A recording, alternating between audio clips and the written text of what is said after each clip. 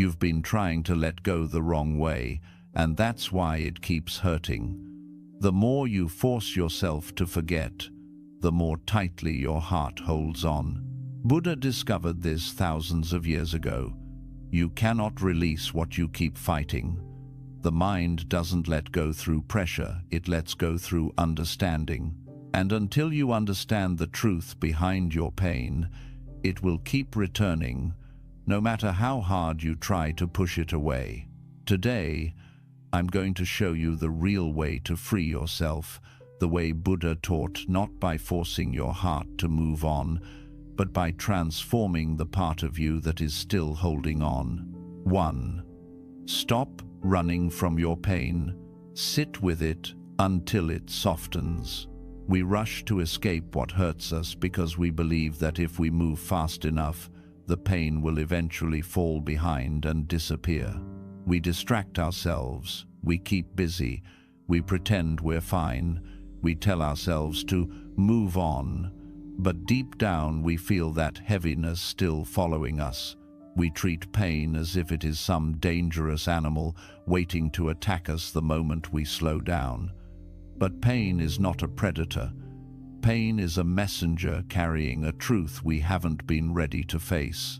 Every emotion you avoid, every memory you push down, every feeling you deny, begins chasing you, not because it wants to break you, but because it wants to be understood. It keeps returning because it has something to tell you. In Buddhism, avoiding your emotions is like trying to outrun your own shadow. The more you run, the bigger and darker it grows. The more you fight it, the more it clings to you. This is why so many people feel exhausted. They are not tired from the pain itself. They are tired from constantly running from it. Healing begins the moment you stop sprinting and allow yourself to sit still long enough for your inner world to catch up with you. Sitting with your pain does not mean drowning in it. It means giving yourself permission to feel what you feel without judging it, without shaming yourself, and without rushing to fix it. Sit with your sadness the way you would sit with a friend who needs comfort. Sit with your confusion the way you would sit with a child who is scared and doesn't have the words. Sit with the part of you that is still holding on to someone or something you lost. Not to force it to disappear, but to finally listen to why it hurts so deeply in the first place. At first, sitting with your pain will feel uncomfortable because you are used to running. Your mind might resist. Your heart might feel tight. But if you stay with it gently, something small but powerful begins to change inside you. The emotion you feared, the one you kept pushing away, slowly starts to lose its sharp edges. It won't feel like a knife anymore. It becomes more like a gentle pressure, a reminder rather than a wound. The pain becomes softer, warmer, and surprisingly human. This is because emotions that are felt completely eventually relax. They dissolve when they are acknowledged. When you finally understand the message your pain has been trying to give you, whether it's a lesson, a boundary, a truth about your needs, or a realization about your past, the emotion naturally begins to lift. It leaves not because you forced it out, not because you ignored it, but because it was finally heard. Pain doesn't stay with you forever. It only stays as long as it takes to deliver its wisdom. And once the message is understood, the pain doesn't chase you anymore. It simply releases you, gently, quietly, and naturally, the way a shadow fades when the light finally changes. 2. Your heart can't be forced. It moves at the speed of truth. We often tell ourselves that we should be over it by now, as if healing is something we can schedule or command. We put pressure on our heart, the same way we pressure ourselves at work or in life. We set deadlines for our emotions. We say things like, "I shouldn't care anymore," "I should be stronger than this," or why am I still thinking about this? But healing does not follow the timeline you create in your mind.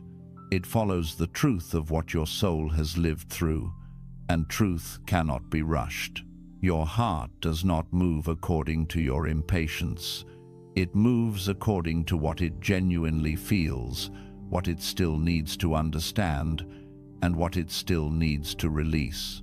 When you try to force your heart to move faster, you only create more resistance inside yourself. It's like trying to pull a flower open with your hands. You destroy it by rushing what was meant to unfold slowly.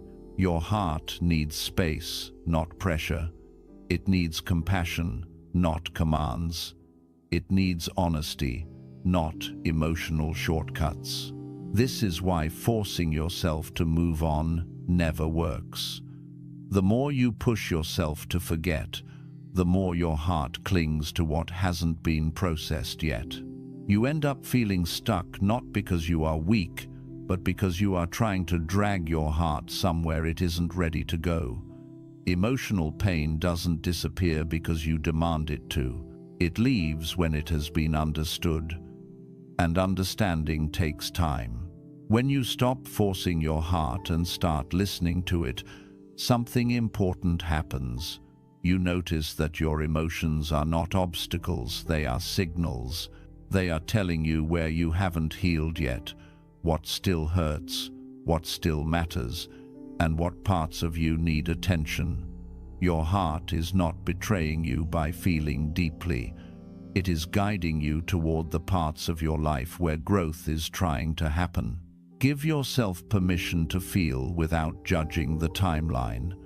Allow yourself to say, "I still care," without guilt. Allow yourself to admit, "I'm not ready to let go," without calling yourself weak. Healing is not about pretending to be strong. It is about being truthful with yourself. When you finally stop demanding speed from your heart, you create space for real transformation. You allow your emotions to move naturally instead of being pushed or suppressed. And slowly, almost quietly, your heart begins to shift. It begins to untangle itself. It begins to release the weight it once held tightly. Not because you forced it, but because you finally created the conditions for it to heal. Your heart knows exactly when it is ready to move forward. Trust that timeline. Trust that intelligence. Trust that inner wisdom. Because the heart never heals when forced. It only heals when it is finally allowed to move at the speed of truth. 3. Letting go doesn't happen in one moment, it happens in small realizations. Most people imagine letting go as some dramatic, life-changing moment where everything suddenly becomes clear, the pain disappears, and the heart feels light again. They expect a single breakthrough, a sudden shift, a flash of wisdom, a magical turning point. But in reality, letting go is rarely a single moment. It is a slow, internal process, made of many tiny realizations that quietly reshape your heart over time. Healing is more like the sunrise than a switch. The world doesn't go from dark to bright instantly. It brightens slowly, softly, almost unnoticeably, until suddenly the entire landscape looks different. Letting go begins in the smallest moments you never think about. It happens the first time you wake up, and your mind doesn't immediately rush to the memory that once consumed you. It happens the first time you laugh again, and it feels real. It happens the first time you catch yourself dreaming about your future instead of replaying your past. It happens when the things that once triggered you start losing their power over your emotions. These small changes don't feel like progress at the time, but each one is a quiet step forward. The truth is that letting go is not about one big decision. It is about 1,000 tiny shifts in perception. It's when you stop checking something that once controlled your day.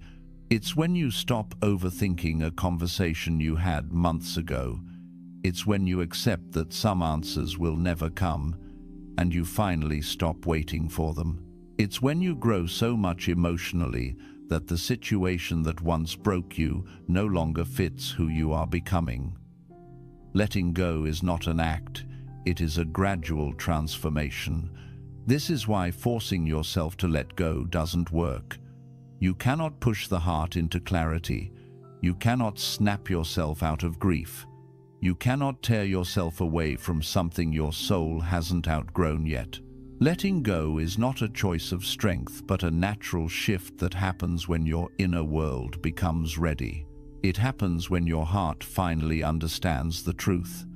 Some things are not meant to stay, not because you didn't love enough, but because life needed you to grow beyond them. Letting go also happens when the pain finally teaches you what it came to teach. When the past stops feeling like a wound and starts feeling like wisdom. When the lesson becomes more meaningful than the loss. This shift usually doesn't happen in a single moment. It accumulates through days, weeks, months of gradual awakening. Each new insight softens something inside you. Each moment of clarity takes away a little piece of the weight. You don't realize how much you are healing because it doesn't feel like healing. It feels like surviving, breathing, processing, living. Then one day, without planning it, without forcing it, you notice that your heart feels different. You notice that the story no longer hurts the same way. You notice that you can look back without collapsing. You notice that you don't want to return to the past anymore, not because you hate it, but because you finally outgrew it. That is real letting go. It doesn't arrive with fireworks. It arrives quietly, like a gentle change in the wind. It doesn't make a grand announcement. It simply becomes true inside you. Letting go happens slowly, internally, softly, and then all at once, everything feels lighter. And this is the beauty of it. You don't force letting go, you grow into it. The moment you stop demanding it to happen instantly, you create the space for it to unfold naturally. Letting go is not a single moment of strength. It is a long journey of small realizations that slowly free your heart until one day, without even noticing when it happened, you finally feel free. 4. Acceptance is not giving up. It's stopping the internal fight. Most people misunderstand acceptance. They think accepting something means agreeing with what happened, approving of the pain, or acting like the past didn't matter. They think acceptance means weakness, as if accepting reality means you're letting life walk over you. But acceptance is the opposite of surrender. It is not collapsing. It is understanding. It is not giving up. It is letting go of the fight inside your own mind. When you refuse to accept something painful, you don't actually change the situation. You only prolong your suffering. You replay memories again and again, hoping the story will change. You argue with reality, even though reality doesn't bend. You hold on to the should have, could have, and what if, thinking they will give you peace. But all they do is keep your mind in a loop that exhausts you. The past remains the same, but your distress grows stronger. Non-acceptance is like trying to push a river backward. All it does is drain your energy and make you feel powerless. Acceptance means recognizing that what happened, happened. It means acknowledging that a chapter ended, even if you didn't want it to. It means understanding that some people will never apologize, some situations will never make perfect sense, and some endings will never feel fair. But acceptance isn't about liking any of that. It's about not letting your mind be in constant battle with what cannot be changed. Acceptance is choosing peace over resistance, clarity over confusion, and truth over illusion. When you finally begin to accept reality, something shifts inside you. The energy you used to spend fighting the truth becomes available for healing. You stop replaying the same argument in your head. You stop rewriting the same story. You stop waiting for closure from someone who never planned to give it. Acceptance doesn't erase the hurt, but it removes the chaos around it. It gives your heart space to breathe again. Acceptance also means understanding that life doesn't always follow your expectations.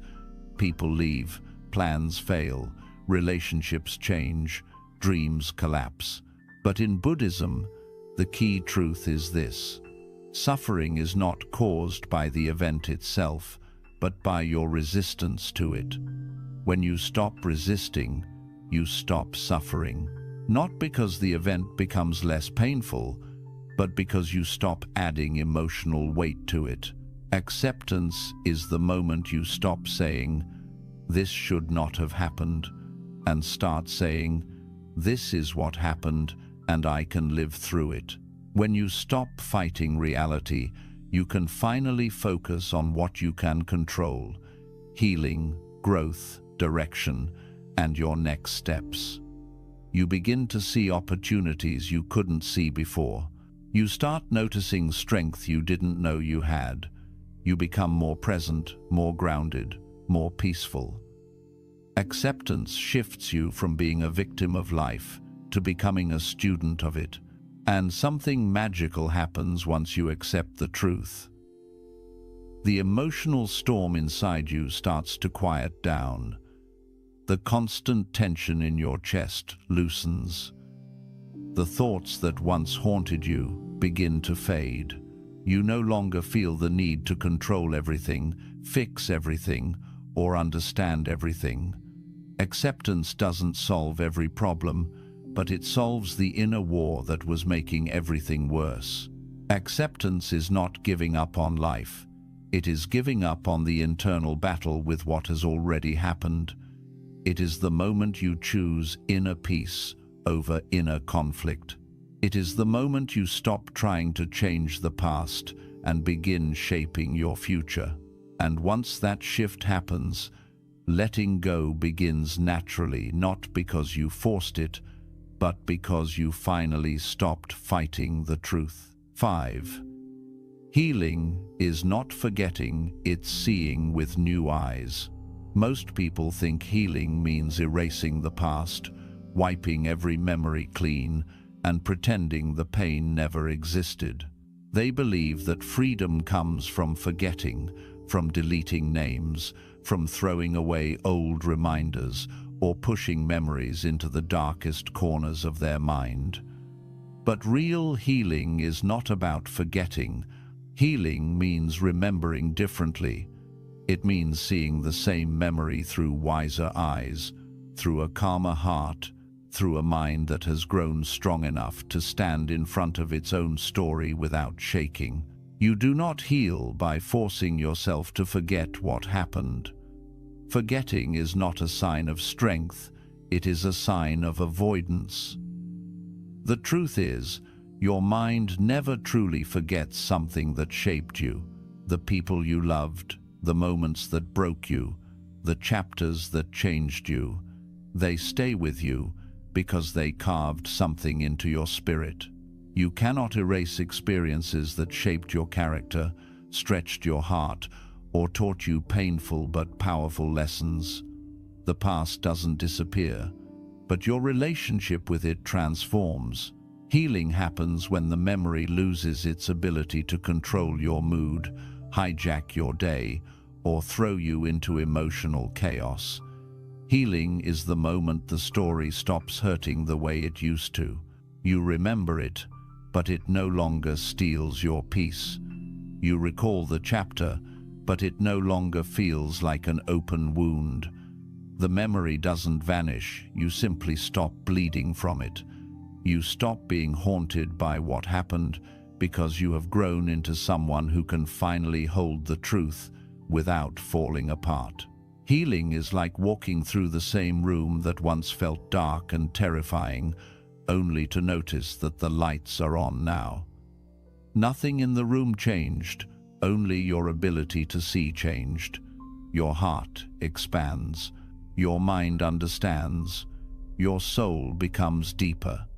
The same past that once felt unbearable becomes a teacher instead of a burden. The story stays the same, but your interpretation evolves. Pain becomes wisdom, loss becomes clarity, mistakes become understanding.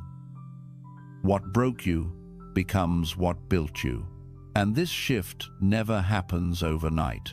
It happens slowly, quietly, almost invisibly. It happens through moments where you learn to breathe again while thinking about something that once suffocated you. It happens through nights where you finally sleep peacefully without replaying the same scenes. It happens the first time you talk about the past and realize the tears don't come the way they used to. Healing is not forgetting, it is outgrowing.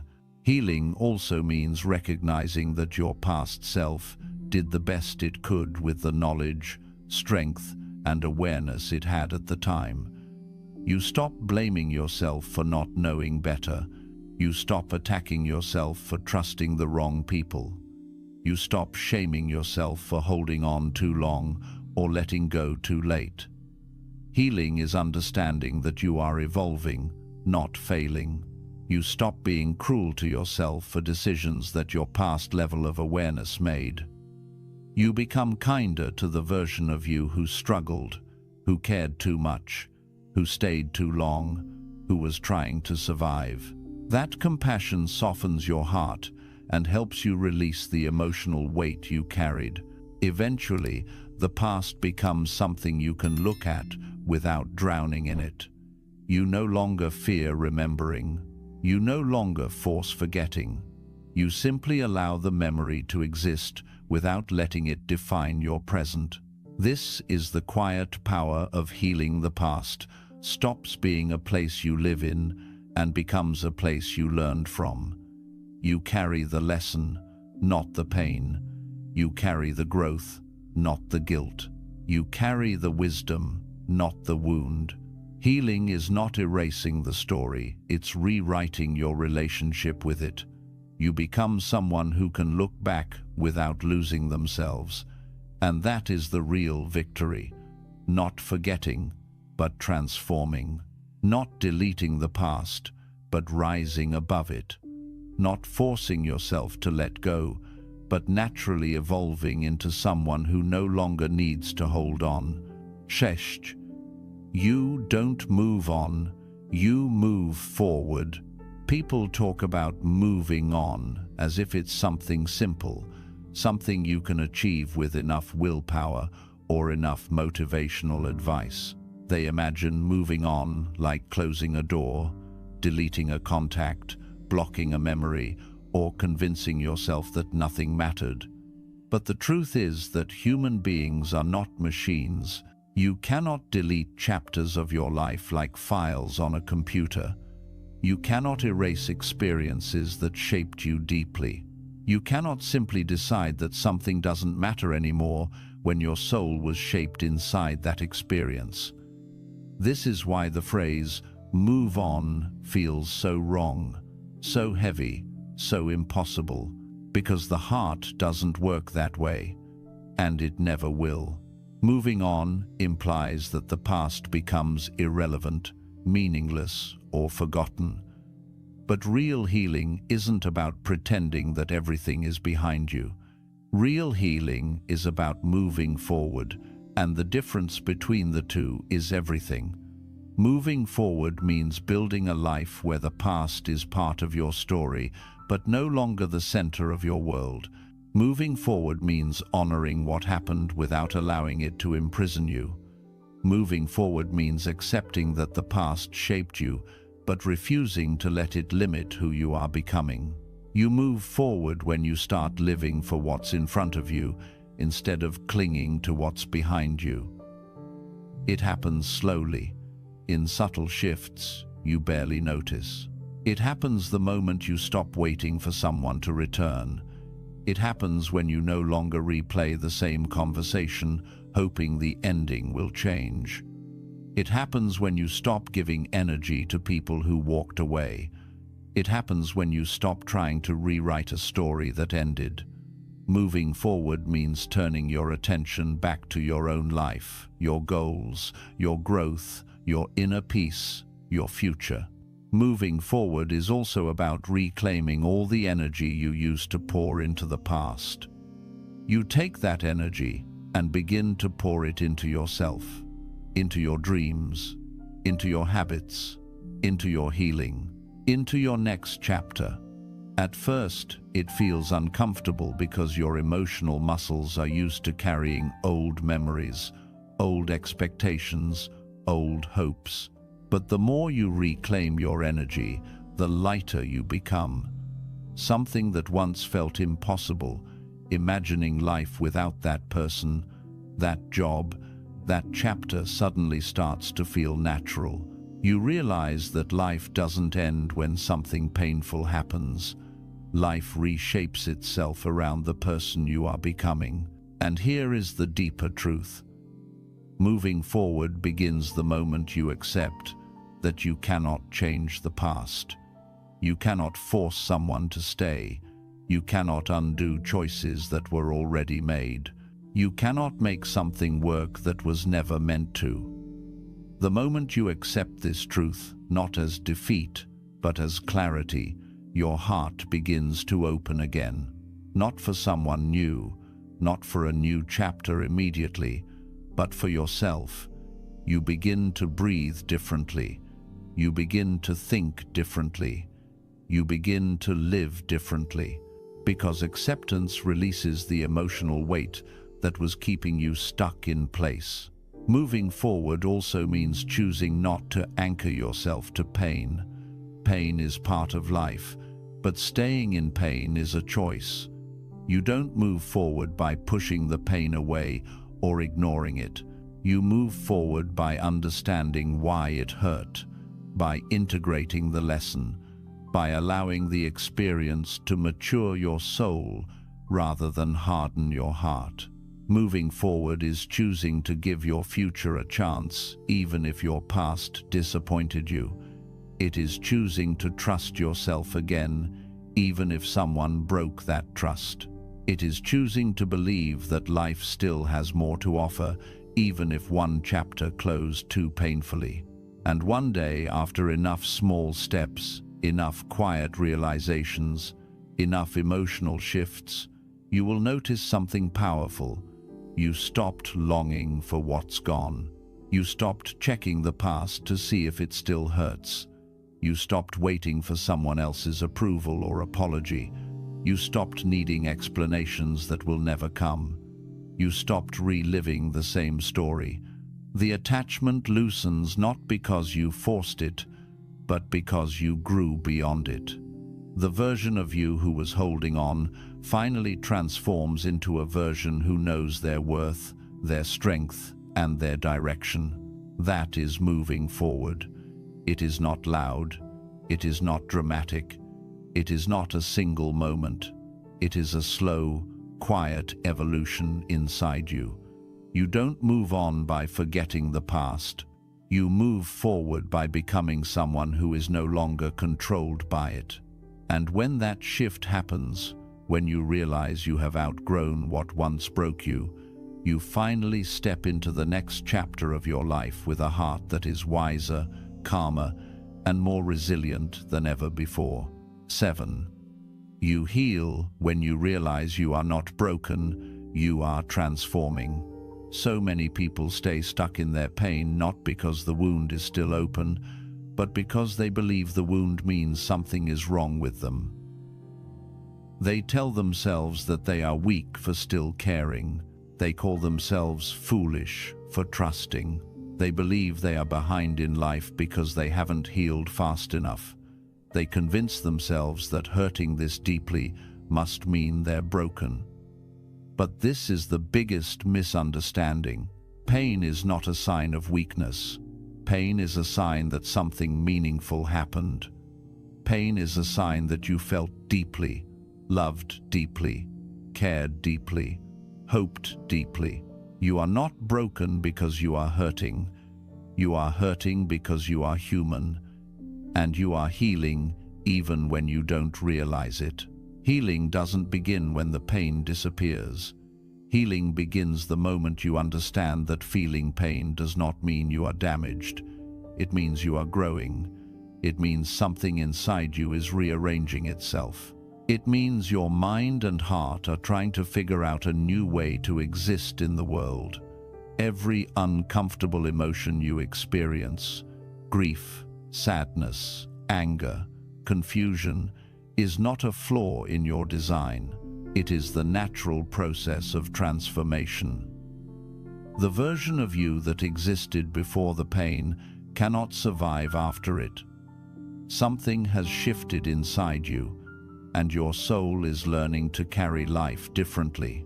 You heal when you stop seeing yourself as a victim of life and start seeing yourself as a student of it.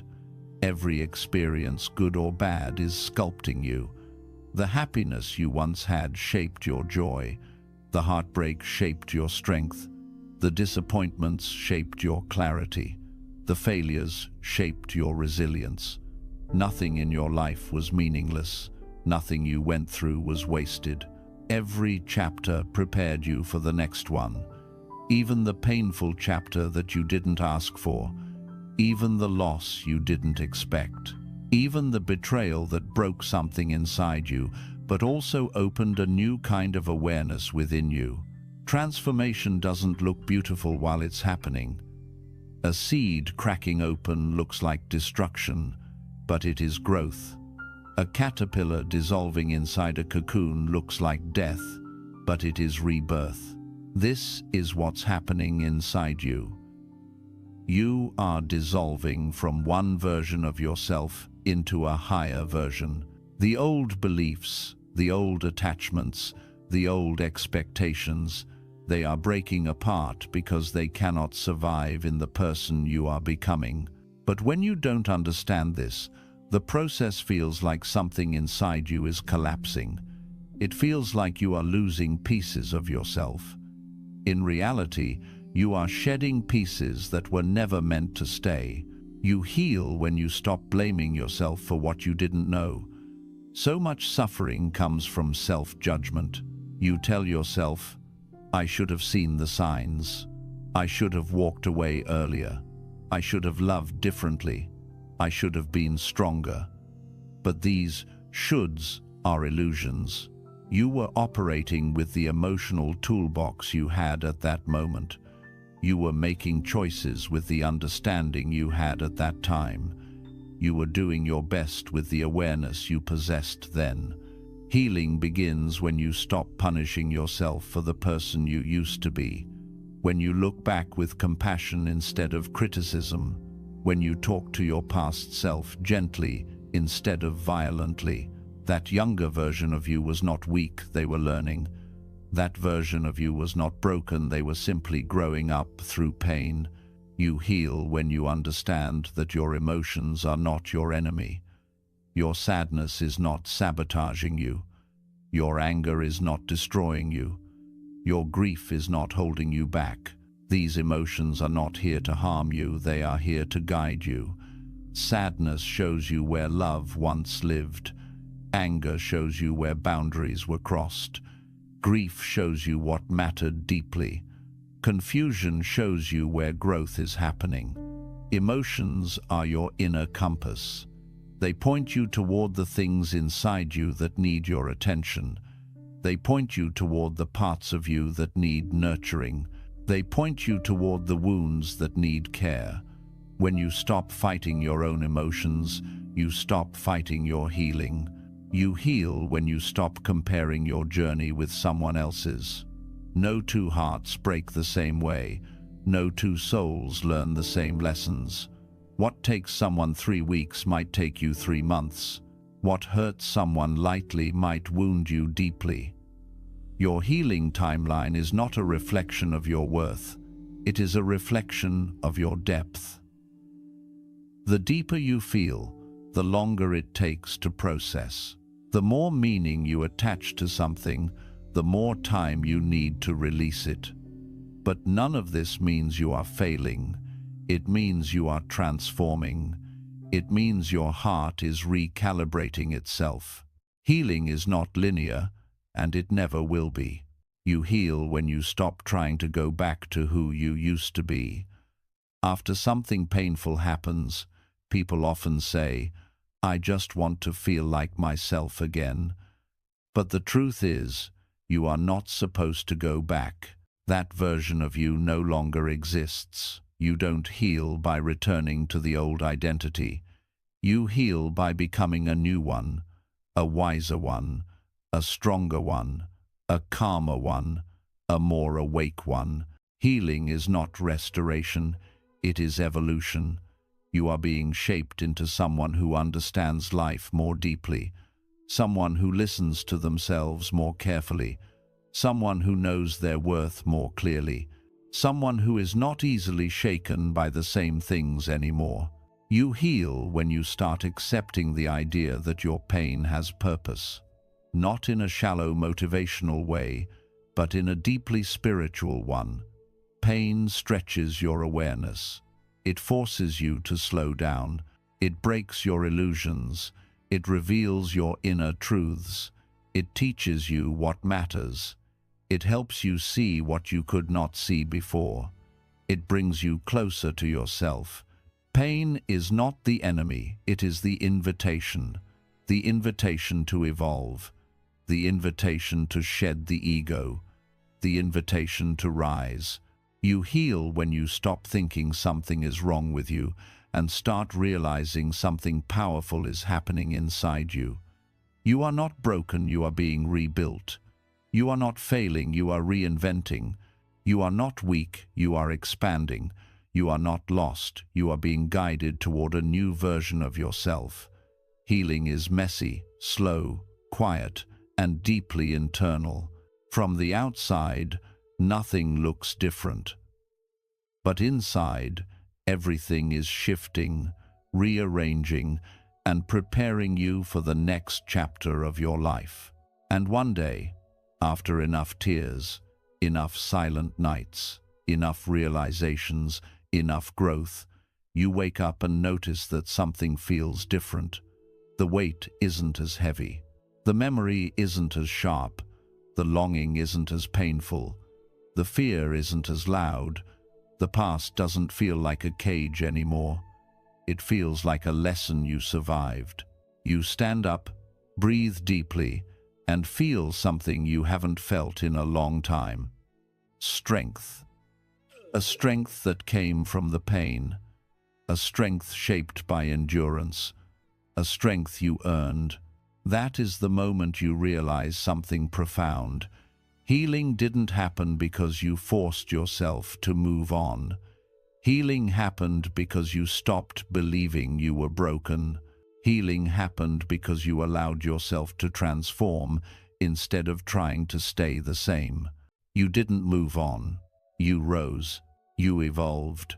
You became someone new. And that is the real meaning of healing. 8. Your soul already knows the way.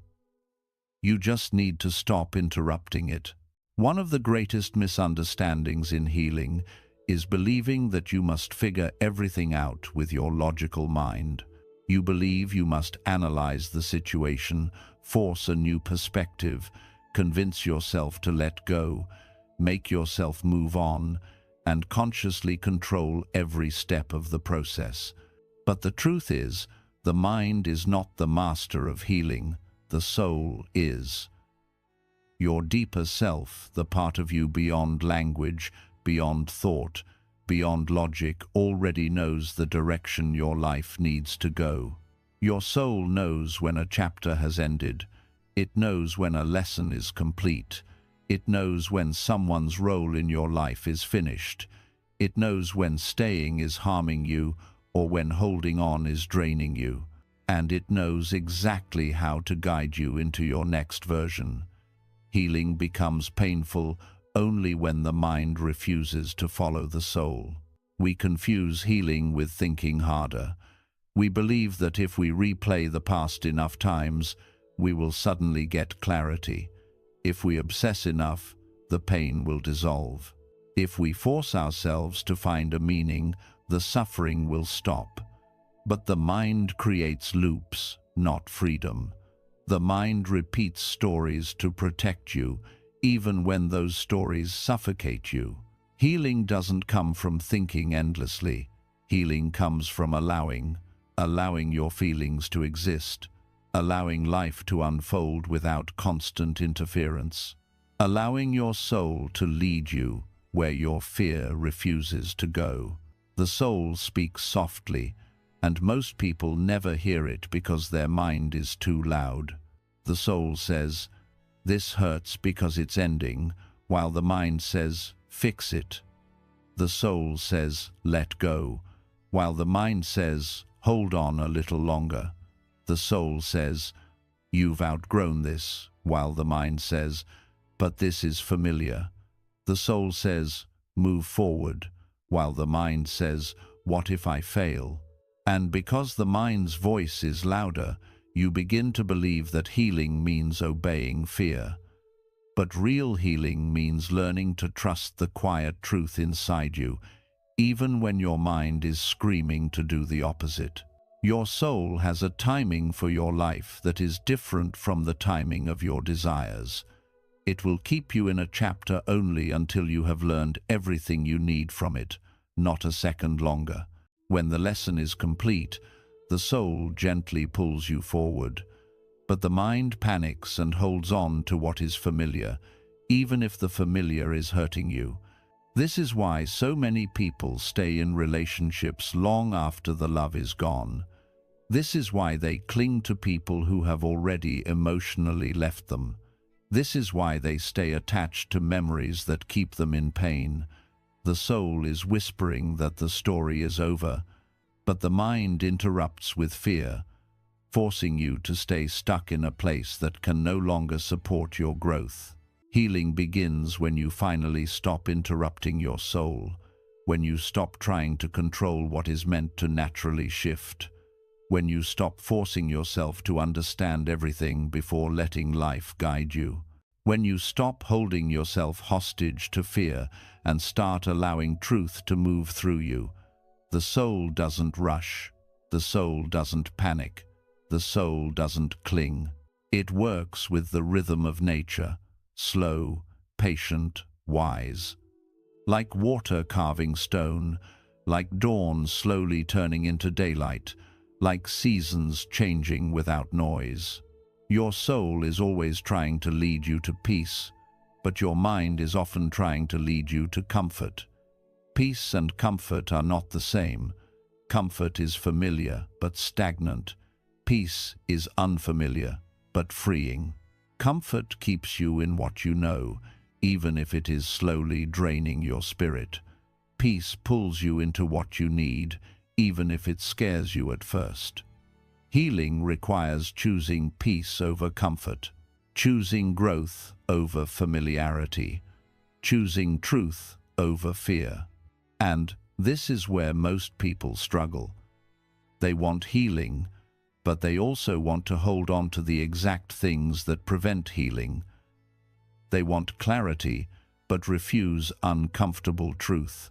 They want peace, but cling to what disturbs their heart. They want transformation, but resist everything that triggers transformation. They want to move forward, but keep walking backward emotionally. Healing doesn't ask you to be perfect. It asks you to be honest. Honest about what hurts. Honest about what isn't working.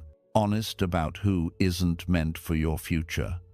Honest about what your soul has already accepted, but your mind still fights. When you finally stop interrupting your soul, you begin to notice something you couldn't see before. You start to see how certain connections faded, not because you failed, but because your growth outpaced the relationship. You start to see how loss was not punishment, but protection.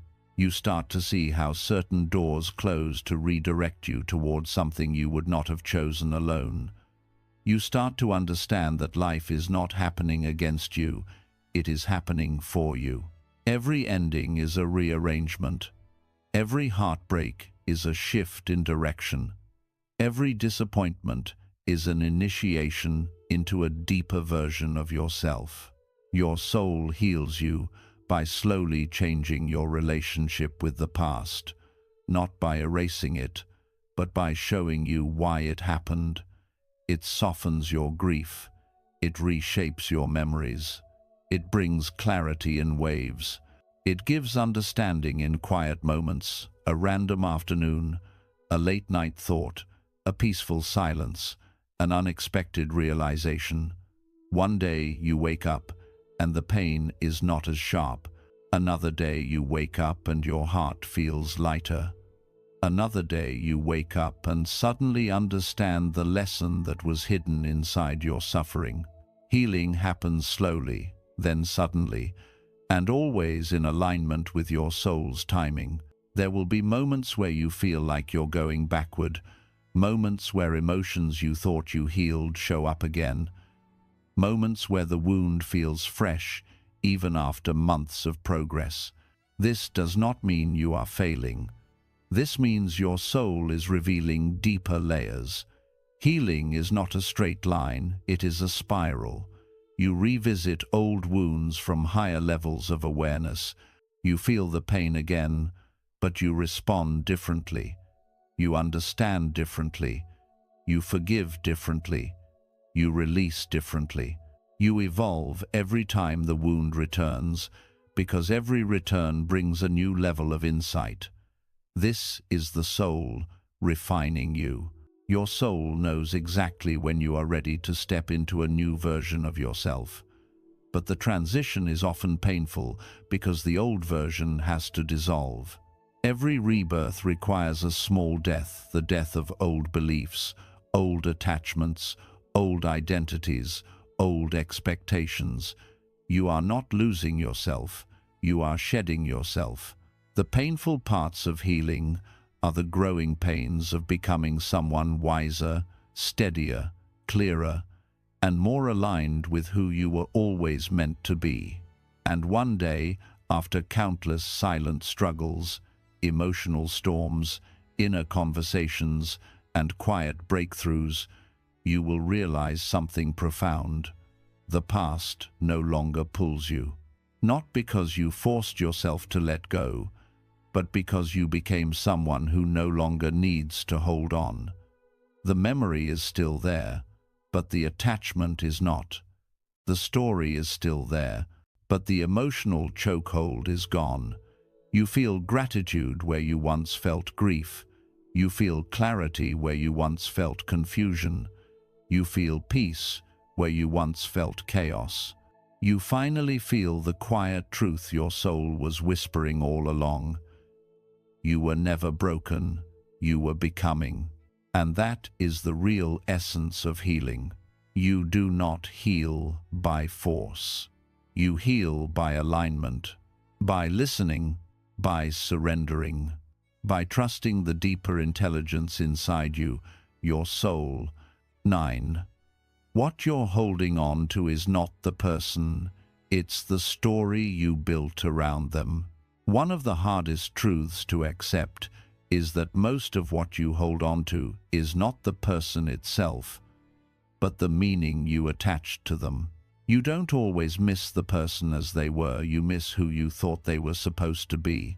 You miss the future you imagined with them. You miss the version of yourself that existed when they were part of your life. You miss the dreams, the plans, the promises, the comfort, the familiarity, and the emotional world your mind created around them. In reality, your attachment is often deeper than the person. It is woven into the stories, hopes, and identities that grew around the relationship. And this is why letting go feels impossible. You're not just losing someone, You're losing the story your heart lived inside. The mind doesn't attach to people, it attaches to meaning. When someone enters your life at a vulnerable moment, your mind links them to safety. When someone makes you feel seen, your mind links them to identity. When someone gives you affection, your mind links them to worth. When someone gives you attention, your mind links them to significance. This is why, when the relationship ends, your entire world feels like it collapses, not because the person left, but because the meanings tied to them collapse with them. You feel like you lost a future, a version of yourself, a dream you were building, a direction you were following. This is why heartbreak is not just emotional pain, it is the collapse of a psychological structure. Understanding this truth is uncomfortable but liberating. You are not holding on to the person, you are holding on to the story. The mind cannot let go of something it doesn't understand, so it keeps replaying, analyzing, and imagining alternate versions. You replay conversations trying to fix the story. You analyze memories trying to rewrite the story. You hold on to hope trying to continue the story. You fantasize about reconciliation because your mind wants the story to end neatly. This is not love, this is psychological attachment trying to protect itself from collapse. The mind fears losing the story because it fears losing identity. The person became part of how you saw yourself. I was happier when they were here. I felt loved when they cared. I felt chosen when they stayed. I felt important because they needed me. These beliefs become part of your inner narrative, so when they leave, it feels like a part of you leaves with them. But the truth is, your identity was never supposed to be built on another person. You were simply in a chapter where you forgot to separate their presence from your worth. Letting go becomes possible not when you force yourself to forget the person, but when you dissolve the story your mind created around them. And this requires deep honesty. You must acknowledge what you were actually attached to. Was it the comfort of having someone? Was it the idea of not being alone? Was it the validation they provided? Was it the fantasy of a future that never existed? Was it the emotional escape they offered from your internal struggles? Most of the time, the pain is not about the loss of a person, but the loss of what they represented. Your heart cannot move forward until you see the difference between the person and the role they played in your life. The person may have left, but the role, the meaning, the emotional significance often remains glued inside you. Healing means separating the two gently. It means understanding that the emotional world you built around them was created by you, not them. It means realizing that the love you felt was also your own creation. It was your heart expressing its capacity, not something they manufactured. This realization is liberating because it returns your power back to you. You created the love. You created the meaning. You created the tenderness. And what you create once, you can create again. You heal when you begin seeing the person not as the character in your story, but as a human being with their own journey, flaws, wounds, and limitations. This breaks the illusion. Not every person who touches your life is meant to fulfill the role you mentally assigned them. Some people are meant to be temporary lessons, not permanent characters. Some are meant to break you open, not build you up. Some are meant to trigger your transformation, not comfort your fears. Some are meant to guide you toward yourself, not toward them. When you accept this, the attachment begins to soften. the story begins to dissolve. Another reason you hold on is because you believe the story should have ended differently. You replay the past, imagining better outcomes. You think if you had behaved differently, maybe they would have stayed. You think if they had tried harder, maybe the ending would have changed. But this is an illusion, a psychological rewrite your mind creates to avoid accepting the truth. The story ended exactly the way it needed to for your growth. Not because you failed, not because they failed, but because life needed to redirect you. The chapter ended because you reached the emotional limit of what that story was meant to teach you. When you finally accept that the story is complete, healing begins to bloom inside you. You stop replaying what cannot be changed. You stop negotiating with fantasies. You stop wishing to return to a version of life that no longer aligns with who you are becoming. You stop trying to fix a story that was never meant to continue. You stop trying to rewrite a past that cannot be undone. Instead, you begin rewriting your identity. You begin reconstructing meaning from a place of self-respect rather than attachment. You begin realizing that the love, the warmth, the dreams, they came from within you, not from them. And what comes from you cannot be taken from you. Letting go also becomes easier when you understand that not everything you lose is meant to be replaced. Some things are meant to be understood. A heartbreak teaches you where your boundaries were too soft. A betrayal teaches you where your intuition whispered, but you ignored it. A disappointment teaches you where you gave too much of yourself. A separation teaches you where you were relying on someone for things you needed to give yourself.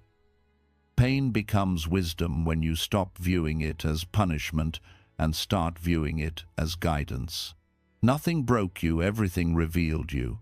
The emotional storm eventually calms when the story inside you changes. The moment you stop thinking, "I lost something," and start thinking, "I learned something," the pain begins to lose its grip. The moment you stop thinking, "They completed me," and start thinking, "I discovered myself through them," your power returns. The moment you stop clinging to their memory and start embracing your growth, the attachment begins to melt. The moment you stop asking, "Why did this happen to me?" and start asking, "What is this teaching me?" the suffering becomes transformation. And then, slowly, quietly, something shifts inside you. You start waking up with a lighter heart. You start remembering the past without the same emotional weight. You start seeing that the person you were holding on to was not the one who left it, was the version of yourself who didn't yet know their worth. You start realizing that you don't actually want them back. You want back the feeling you had when you didn't doubt your value. You want back the version of yourself who felt chosen, loved, seen. But here is the truth. That version of you wasn't created by them. It came from within you. You can rebuild it without them. One day, you will look back and realize that letting go didn't happen because you forced yourself to stop caring. It happened because you finally saw the story for what it really was, a chapter, not a destination, a lesson, not a life sentence, a turning point, not an ending.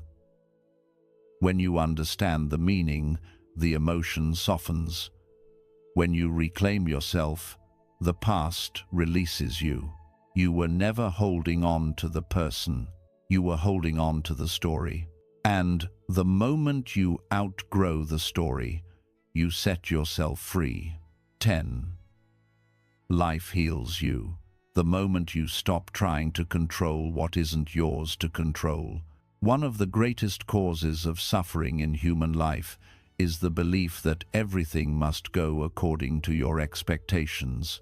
You carry this silent pressure inside you, the pressure to fix everything, hold everything together, keep relationships alive, force outcomes, manage people's feelings, prevent loss, and make life unfold exactly the way you pictured it in your mind.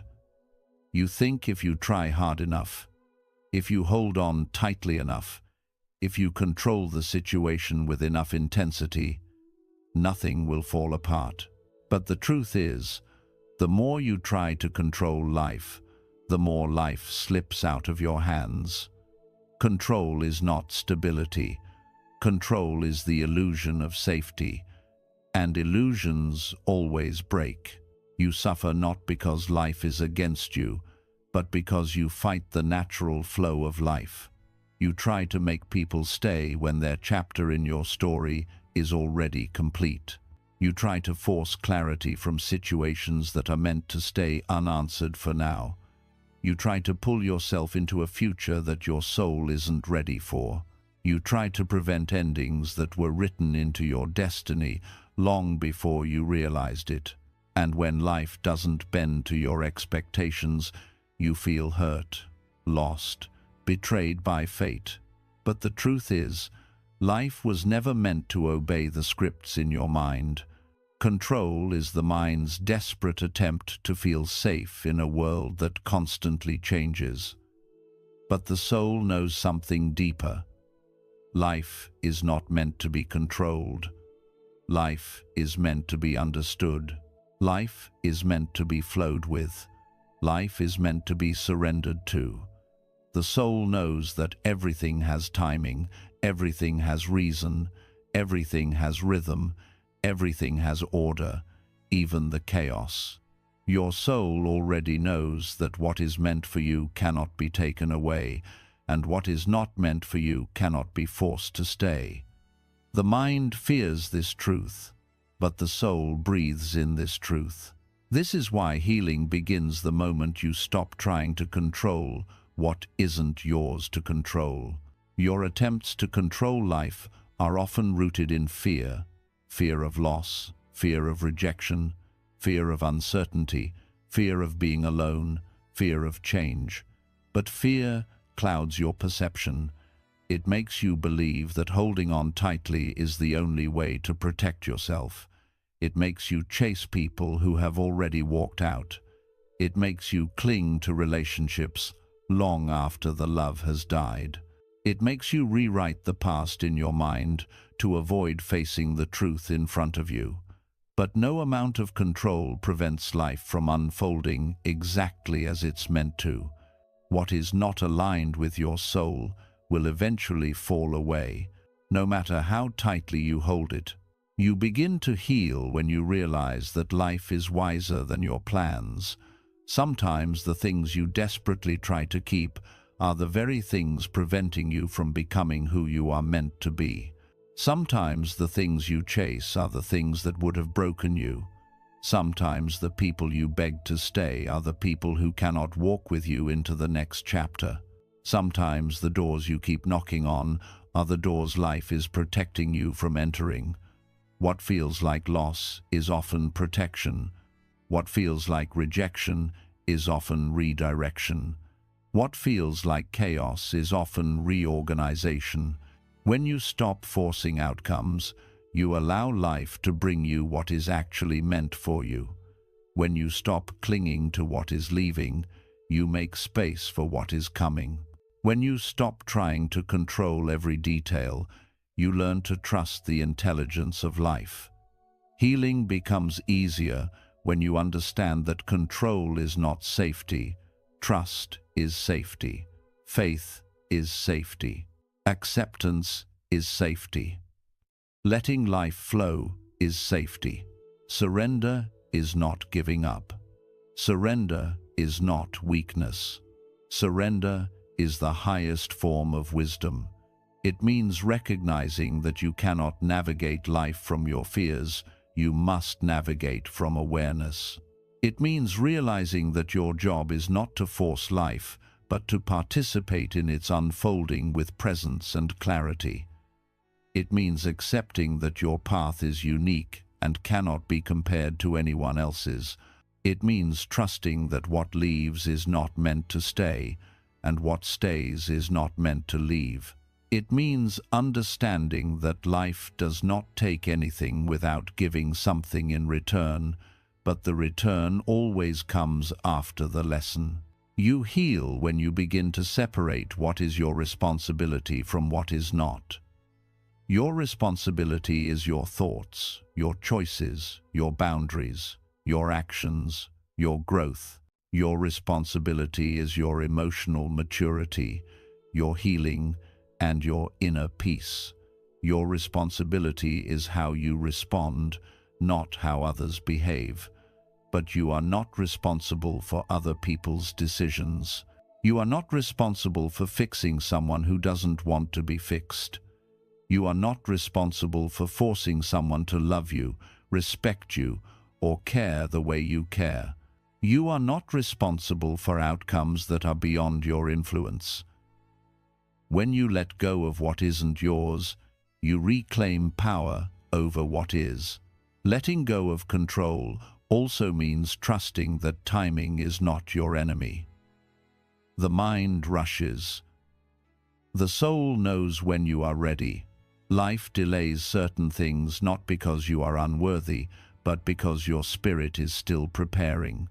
You want answers instantly, but wisdom grows slowly. You want healing immediately, but healing requires integration. You want closure from someone, but closure often comes from within. Life gives you what you want only when you have become the person who can hold it without breaking. Trusting timing is a form of spiritual maturity. You also heal by embracing uncertainty instead of fighting it. Control is rooted in the fear of the unknown, but the unknown is the birthplace of every transformation you will ever experience. When you were born, you entered the unknown. When you discovered love, you stepped into the unknown. When you grew beyond an old version of yourself, you entered the unknown again. Every good thing that has ever happened to you came from uncertainty, not control. The more you stop trying to predict life, the more life surprises you with blessings you never imagined. And here is the deeper, most important truth. Life is always healing you, even when you don't realize it.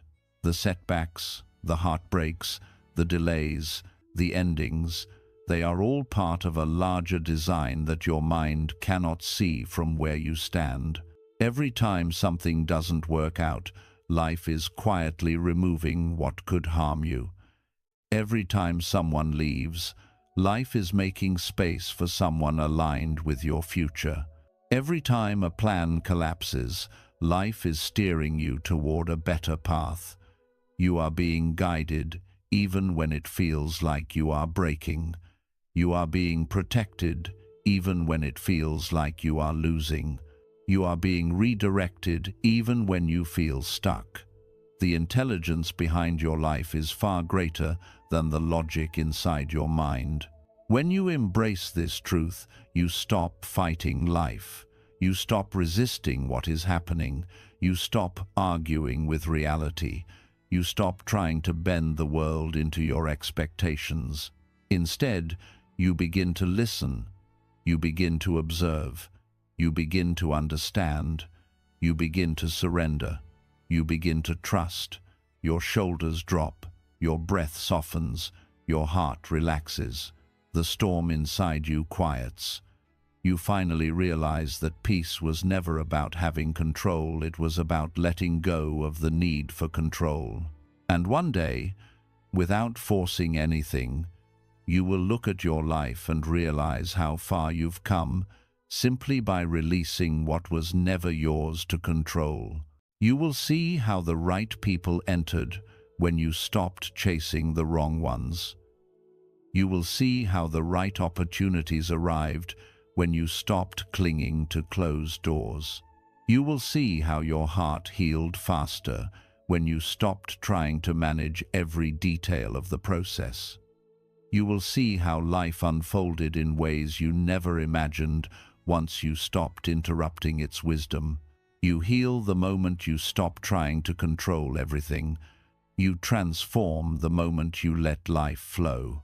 You grow the moment you trust yourself enough to surrender. And you find peace the moment you understand that the universe has never once failed to bring you exactly what you needed. Only your fear ever doubted it. 11. The peace you're searching for arrives the moment you stop fighting your own inner truth. So much of your suffering doesn't come from what people did to you, or what you lost, or what ended, or what changed. It comes from the internal war you have been fighting with yourself. You don't realize how much pain is created not by life, but by your resistance to life. You resist your feelings because they overwhelm you. You resist your memories because they scare you. You resist your intuition because it pushes you toward uncomfortable change. You resist the truth because it doesn't match the story you want to believe. You resist endings because they threaten your identity. You resist letting go because it feels like losing a part of yourself. Most of the suffering you carry is not rooted in the event, it is rooted in your inner conflict. Inner peace doesn't come from trying to erase the past, force the future, or silence your emotions. It comes from ending the war inside you. It comes from allowing the truth to rise without suppressing it. It comes from listening to your inner voice instead of burying it under distractions, denial, or shame. Inner peace comes the moment you stop fighting yourself. Every time something painful happens, your mind and heart split into two versions of you. The version that feels the truth, and the version that refuses to accept the truth. The heart whispers, "This is over," while the mind insists, "Hold on." The intuition says, "This connection is no longer aligned," while the ego says, "Try harder." The soul says, "You've outgrown this," while the fear says, "You'll be lost without it." This inner conflict is the root of emotional exhaustion. You are torn between who you are becoming and who you are afraid to stop being. You think you are tired from heartbreak, tired from loss, tired from life. But what truly exhausts you is constantly pulling yourself in opposite directions. You try to love and detach at the same time. You try to heal and hold on at the same time. You try to grow and stay the same at the same time. You try to move forward but anchor yourself to the past. Every internal contradiction drains your life force. Peace begins when you stop tearing yourself in half. You cannot lie to yourself and expect peace. You cannot silence your intuition and expect clarity. You cannot deny what your heart knows and expect healing. Every time you ignore your inner truth, you create another layer of suffering. All the emotional confusion you feel is simply the result of living out of alignment with the truth inside you. Your inner truth is not loud. It does not scream. It does not demand. It does not fight for your attention. It speaks softly through discomfort, through intuition, through emotional patterns, through the heaviness in your chest, through the tightness in your breath, through the ache that refuses to disappear. When something isn't aligned, your soul does not stay silent. It sends signals. Pain is one of those signals. Anxiety is another. Emotional heaviness is the loudest one. These feelings are not punishment, they are internal guidance. The longer you resist your truth, the louder these signals become. When you refuse to leave something that your soul is done with, the suffering increases.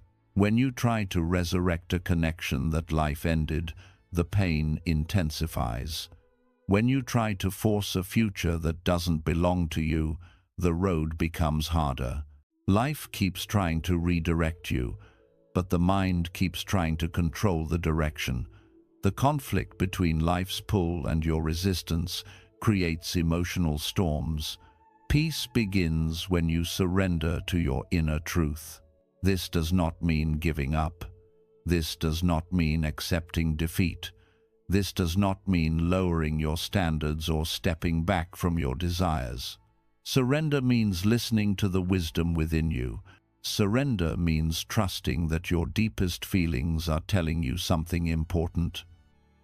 Surrender means having the courage to let truth guide you, even when your fears beg you to run. When you stop resisting, you allow your heart to breathe again. You stop wasting energy arguing with yourself. You stop fighting to maintain illusions. You stop trying to force love where love has already faded. You stop trying to justify people who hurt you. You stop trying to convince yourself that something still feels right when it hasn't felt right in months or even years. The moment you choose to stop fighting what you already know deep down, peace enters quietly. Peace doesn't rush. Peace doesn't push. Peace fills the spaces where resistance once lived. Inner truth also means acknowledging your wounds instead of pretending they don't exist. You cannot heal what you refuse to feel. You cannot overcome what you refuse to confront. You cannot grow past a lesson you refuse to learn. So many people stay stuck because they bury their pain under distraction, endless scrolling, constant noise, busyness, entertainment, other people, anything to avoid stillness.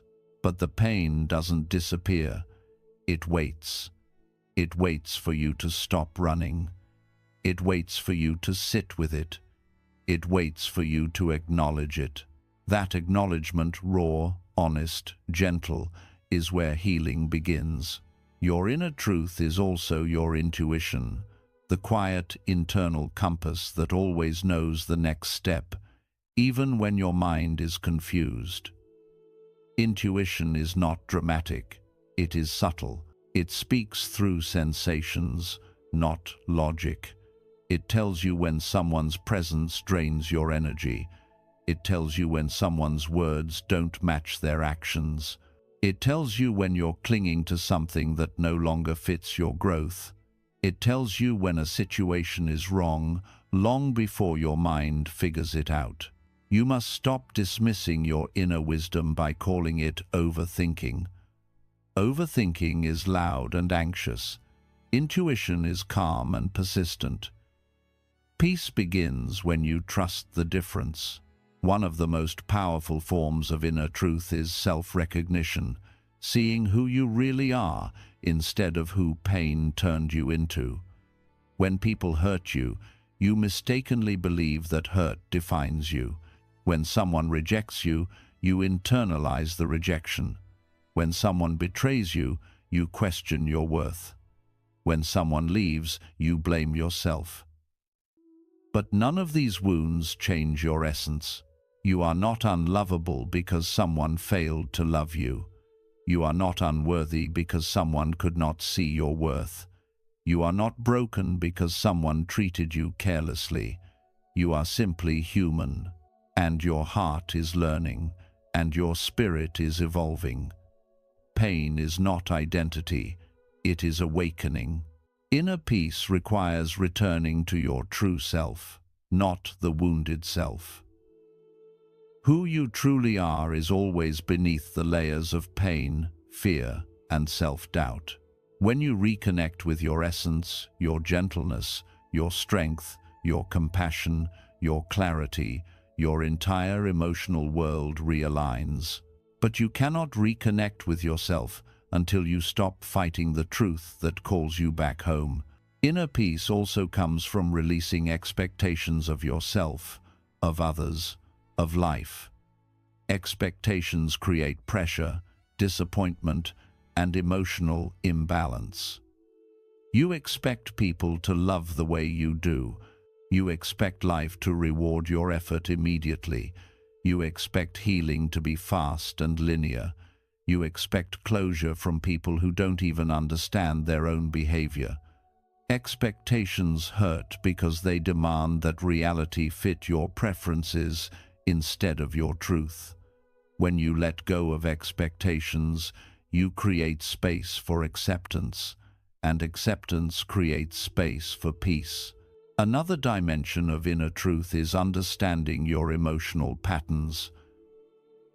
Pain repeats itself until you learn the lesson it brings. If you keep attracting similar people, similar wounds, similar situations, it is because the lesson inside those patterns is still waiting for you. The pattern is not your enemy. It is your teacher. When you stop resisting the lesson and begin embracing it, the pattern dissolves. Inner peace comes not from avoiding pain, but from learning what it came to teach. And one day, after enough honesty, enough surrender, enough letting go of resistance, you wake up feeling different. The heaviness that sat in your chest for so long begins to loosen. The sadness that felt permanent becomes softer. The thoughts that once spun endlessly begin to slow down. You begin to see life with new eyes. You begin to feel emotions without drowning in them. You begin to trust your inner voice more than the noise around you. You begin to understand that the truth you once feared was actually the doorway to your freedom. You stop blaming life for hurting you. You stop blaming yourself for not healing fast enough. You stop seeing yourself as broken or behind. You stop fighting the flow of your existence. You finally begin to live with yourself instead of against yourself. And that is the moment true peace arrives quietly, naturally, without force, because peace was never something outside of you. Peace was always the part of you waiting beneath the resistance. Peace begins not when life becomes perfect, but when you stop fighting your own inner truth. Peace begins when the battle inside you ends. Peace begins when you come home to yourself. And once you come home, truly home, nothing in this world can shake you the way it once did. 12. You become free the moment you stop needing closure from the same place that hurt you. One of the deepest reasons people stay stuck in pain is the belief that healing is impossible without closure. You think you need one more conversation, one more explanation, one more apology, one more moment of clarity, one more chance to understand why things happened the way they did. You believe that if the other person could just tell you the truth, give you a reason, or finally acknowledge your pain, then your heart would release everything and you would feel free. But closure does not come from other people. It never did. It never will. You do not need closure from someone who wasn't able to give you honesty while they were in your life. You do not need understanding from someone who never understood themselves. You do not need the truth from someone who spent your entire connection hiding from their own truth. You do not need healing words from the same person who created the wound. Closure is not something they give you. Closure is something you create within yourself the moment you stop outsourcing your peace. The mind believes it needs answers. It wants to organize the pain into something clean, logical, complete. It wants explanations like puzzle pieces, hoping that if every piece is placed correctly, the ache will disappear. But the heart does not work like that. The heart does not need the perfect explanation to heal. The heart heals when it finally accepts that the explanation may never come. The mind says, "I need to understand." The heart says, "I need to let go." The tension between those two voices is what keeps you stuck in emotional limbo. Closure doesn't come from hearing the truth. It comes from accepting the truth you already know, but were afraid to admit. And the truth is always simpler than you think. If they wanted to stay, they would have stayed. If they wanted to fix things, they would have fixed them. If they valued the connection, they would have protected it. If they cared enough to give you clarity, they would have done it without you asking. Silence is also a message. Distance is also a message. Inconsistency is also a message. The absence of closure is the closure. But this truth is painful because it shifts the responsibility back to you. When you stop waiting for closure from someone else, you must finally confront your own emotions, your grief, your disappointment, your longing, your unmet needs, your broken expectations. And that level of honesty is uncomfortable. This is why people cling to the idea of closure. It feels easier to wait for someone else to fix the emotional chaos inside you than to admit that the healing must come from within. But the waiting keeps you trapped. The waiting keeps you attached. The waiting keeps you tied to a story that no longer has a future. You become free the moment you stop asking for explanations that won't change anything, because even if they told you everything, the outcome would still be the same. The ending would still be the ending. The past would still be the past. Closure does not rewrite history, it only reorganizes your feelings. And you do not need the person who hurt you to reorganize your emotions for you. In fact, waiting for them to do so is what keeps the wound open. Closure begins when you stop romanticizing the version of them you created in your mind. You stop imagining that they were someone different. You stop believing that they would have treated you better if only you had done something differently. You stop rewriting the past in a way that makes their behavior tolerable. You stop making excuses for why they couldn't love you the way you deserved to be loved. Closure begins the moment you stop lying to yourself about who they were. The truth is that people show you exactly who they are through their actions. You simply weren't ready to see it because your heart was still holding on to the potential, the fantasy, the hope. The closure you are craving isn't about understanding them, it's about understanding yourself. It's about understanding why you accepted less than you deserved, why you stayed longer than your soul wanted you to stay, why you kept trying to fix what was breaking you, why you kept giving love to someone who could not receive it. Closure is not about the connection. Closure is about the self-awareness that comes after the connection collapses. You also become free when you stop seeking closure from the past and start creating meaning in the present. The past is a story painful, yes, but finished. The present is a new chapter, raw, but filled with potential. You cannot heal by staring at a closed door. You cannot awaken by reliving the same moment. You cannot grow by trying to solve a story that already reached its end.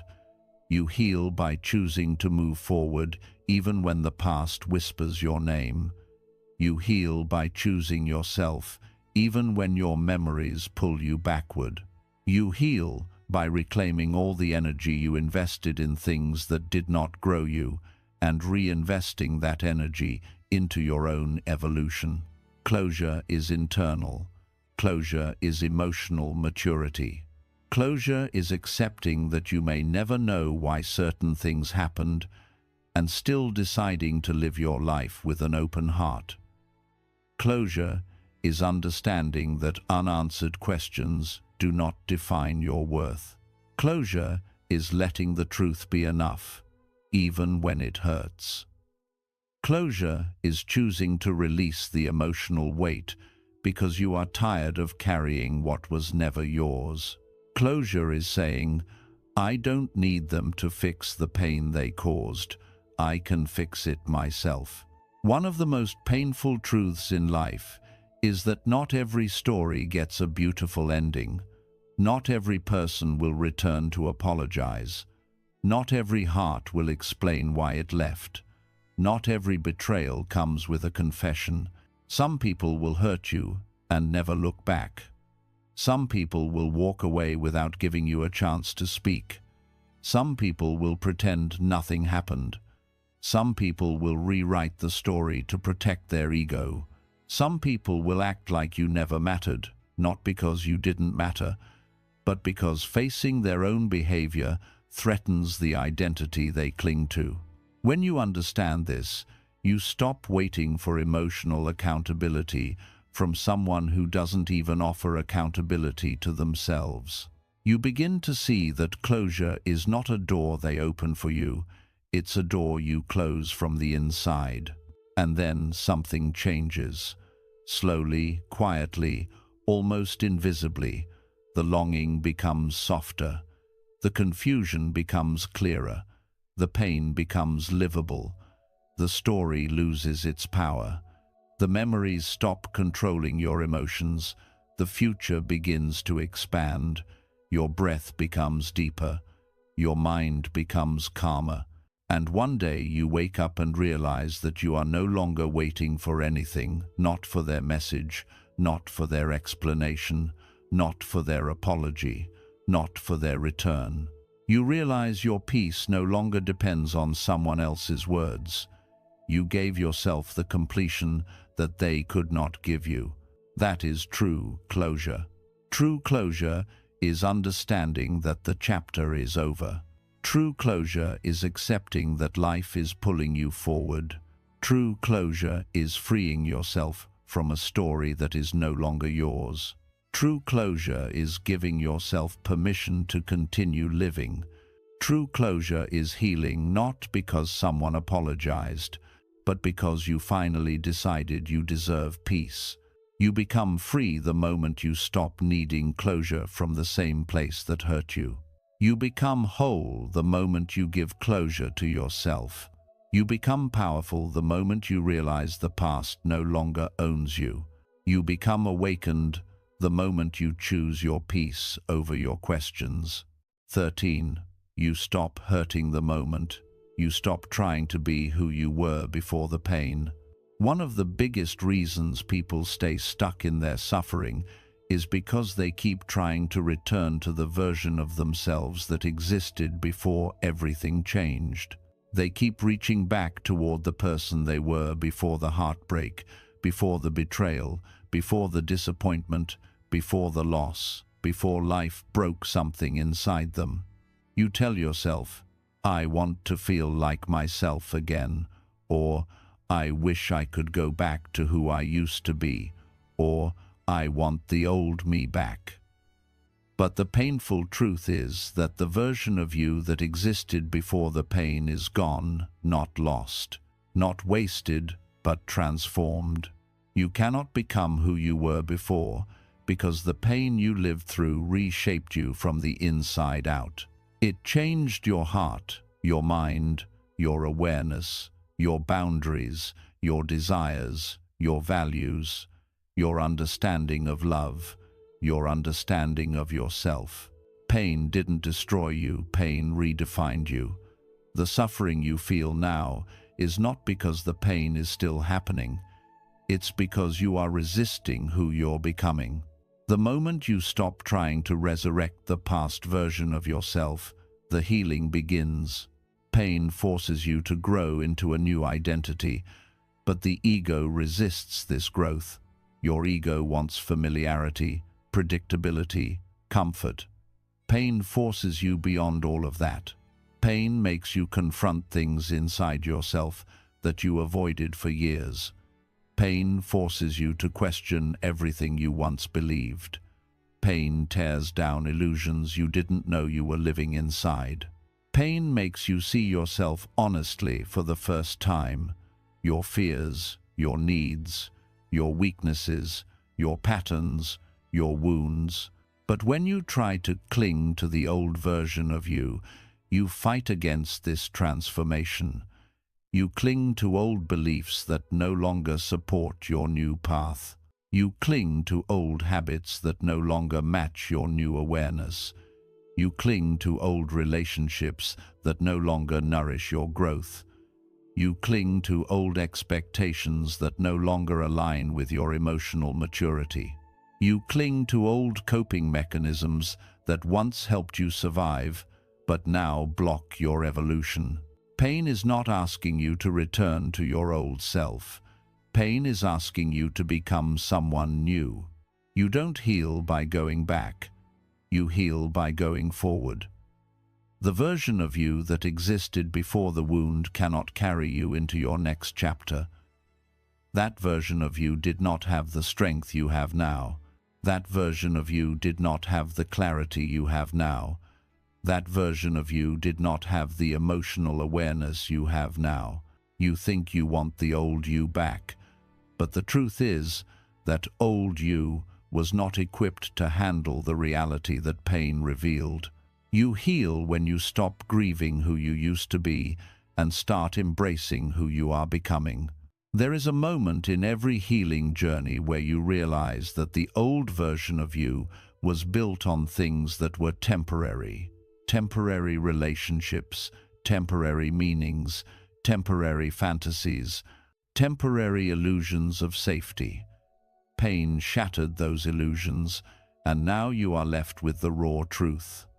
You stand there feeling empty, confused, lost, and unsure because the identity that once defined you has dissolved. But this emptiness is not a tragedy. It is the space where your new self will grow. Pain breaks you open, but not to destroy you, to free you. Free you from what you believed you needed. Free you from people who were never aligned with your growth. Free you from expectations that were suffocating your soul. Free you from patterns that kept you small. Free you from versions of yourself that were built on survival rather than authenticity. The moment you stop resisting this inner transformation, the pain begins to soften. You stop seeing yourself as broken and begin seeing yourself as evolving. You stop trying to fit into your old life and begin building a new one. You stop trying to revive dead chapters and begin writing new ones. You stop trying to force things back into place and begin letting life rearrange itself according to your new truth. One of the most painful parts of healing is mourning your old self, the self who loved openly without caution, the self who trusted deeply without hesitation, the self who dreamed boldly without fear. But the truth is, that version of you wasn't wrong, they were simply unawakened. You don't lose that version forever. You carry their innocence into your new strength. You carry their hope into your new wisdom. You carry their love into your new boundaries. You carry their dreams into your new self-awareness. Healing is not about losing parts of yourself. Healing is about integrating them correctly. You heal when you understand that the old you and the new you are not enemies. They are chapters. They are stages of growth. They are different levels of consciousness. The old you survived. The new you will thrive. And this is where the transformation becomes powerful. The moment you stop trying to go backward, the future opens. The moment you stop trying to become who you used to be, you begin becoming who you were always meant to be. Pain didn't show up to ruin your life. Pain showed up to elevate your life. Pain came to push you into expansion.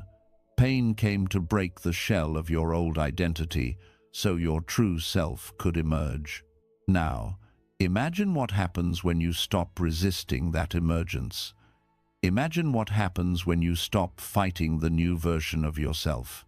Imagine what happens when you stop grieving the past and start embracing the present. You start making decisions that honor who you are now, not who you once were. You start allowing yourself to grow without shame. You start building a life that aligns with your wisdom, not your wounds. You start loving yourself in ways the old you never understood. You stop hurting the moment you stop fighting your evolution. Your suffering is not caused by the pain, it is caused by your refusal to accept that the pain changed you.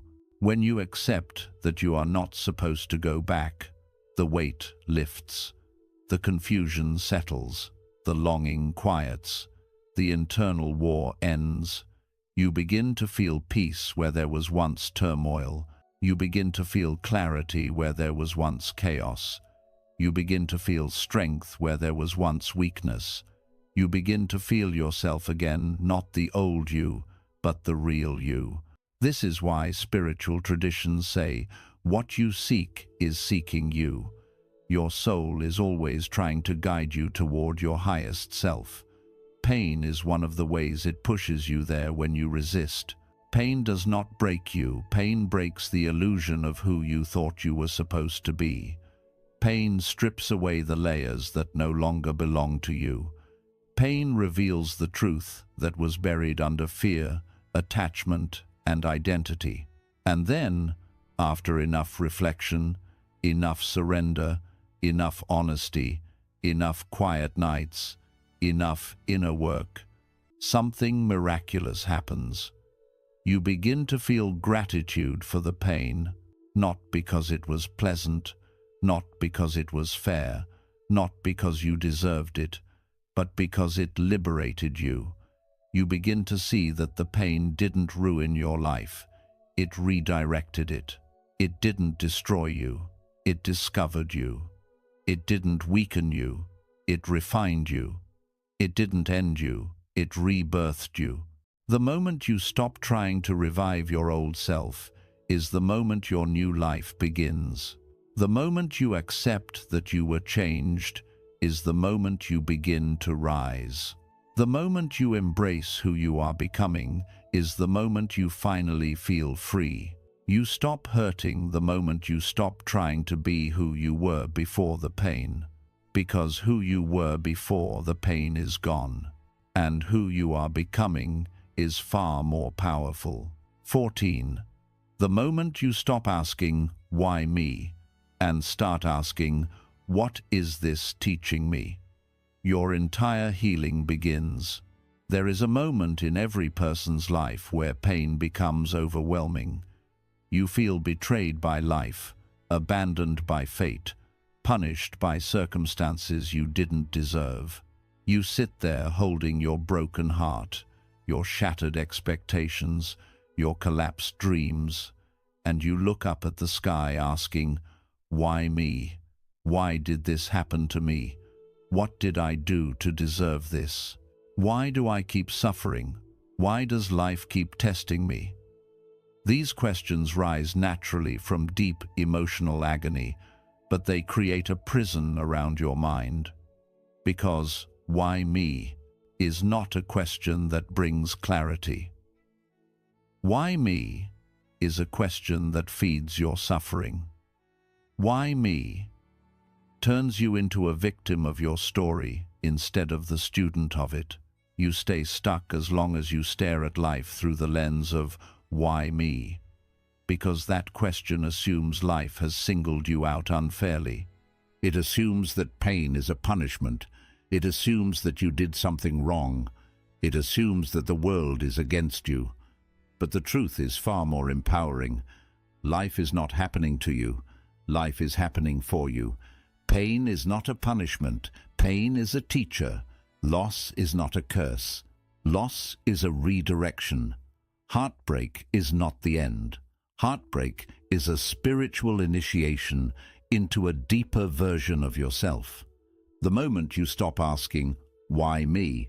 and start asking, "What is this teaching me?" something shifts inside you so strongly that your whole healing process transforms. "What is this teaching me?" acknowledges that your pain has purpose, your suffering has meaning, and your experiences are not random. It opens a door inside you that was locked behind resentment, fear, and confusion. Suddenly, instead of being crushed by life, you start to understand that life is shaping you.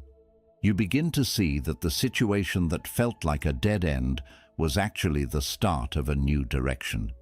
You begin to see that the person who left was not meant to stay because your soul was growing beyond their capacity. You begin to see that the heartbreak broke not your soul, but your illusions. You begin to understand that every painful moment carries a hidden lesson that your wisdom is waiting to uncover. But the mind resists this. The mind wants to cling to blame, cling to anger, cling to innocence, cling to the story that life is unfair. Because shifting to "what is this teaching me" means taking responsibility for your perspective. It means accepting that you are not powerless. It means acknowledging that healing needs participation, not passiveness. It means seeing that you have the power to turn suffering into transformation, and that level of empowerment is frightening for people who stayed in the comfort of victimhood for too long. You see, when something painful happens, your first instinct is always emotional shock, sadness, anger, rejection, confusion. That is natural. That is human. But suffering only becomes long-term when you refuse to move beyond the emotional reaction and into inner reflection. Pain is the event. Suffering is the resistance. Pain is the wound. Suffering is the story you tell yourself about the wound. Pain passes through you. Suffering stays because you hold on to it. The shift from "why me" to "what is this teaching me" is the doorway between pain and wisdom. And what is pain trying to teach you? Each experience has its own lesson. For some, pain teaches boundaries. You learn that love without boundaries is self-destruction. You learn that kindness without limits invites exploitation. You learn that silence encourages disrespect. Your pain teaches you where you gave too much, trusted too quickly, held on too long, ignored too many red flags. It teaches you that saying yes too often is not compassion. It is self-abandonment. For others, pain teaches you self-worth. You begin to see that you accepted treatment far below what your heart deserved. You realize you begged for love from someone who couldn't even love themselves. You stayed in places where your spirit didn't belong because you were afraid to be alone. Pain reveals the gaps in your self-esteem, your confidence, your ability to walk away from what is hurting your soul. Pain teaches you that worth is not received from others. It is recognized within yourself. Sometimes pain teaches you detachment. You learn that everything you cling to with fear ends up controlling you. You learn that attachment leads to suffering, not because love is wrong, but because you attach to illusions. Illusions of permanence, illusions of safety, illusions of stability. Through loss, you learn that nothing in life belongs to you except your inner growth, your integrity, your peace. Pain teaches you to love deeply but hold lightly. Pain teaches you to let life change without resisting its flow. Pain also teaches awareness.